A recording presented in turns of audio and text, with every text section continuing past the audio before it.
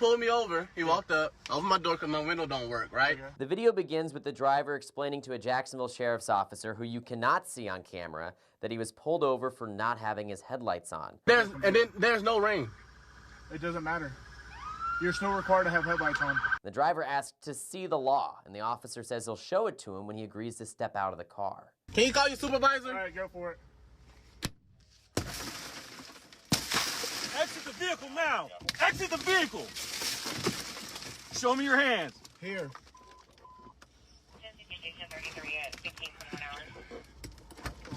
I'm here. What is your reason, sir? Step out. What is your reason? Step out now. All right.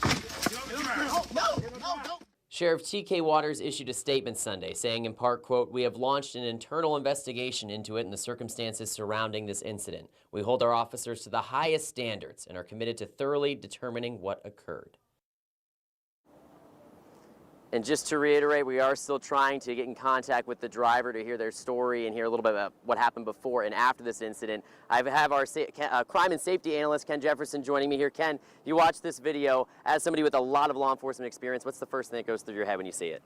I have a lot of questions about this. The probable cause that the officer is saying that the reason why they stopped him, in my opinion, does not jive, because it does not jive with what the law says about driving with headlights on in the daylight. That's the first question. The second question is, the person was not aggressive towards the officers.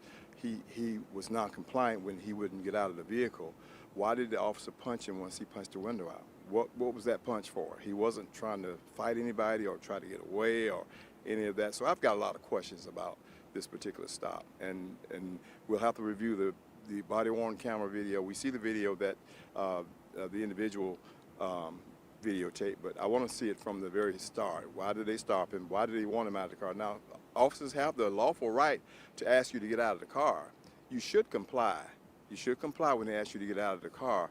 But when he didn't, they do have the right to extract him out of the vehicle. But that punch, to me, says that was totally unnecessary. Yeah.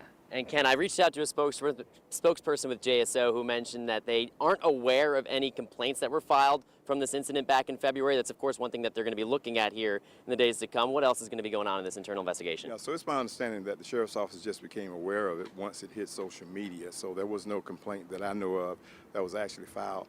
I do know that they will totally and completely investigate this from the beginning, the middle, and the end, and come up with a conclusion.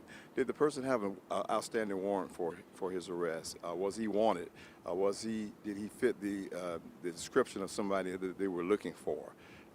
Those are questions that are going to have to be asked, and then they're going to have to interview each and every officer to find out why they took the action that they did. So it's going to be a process that they're going to go through.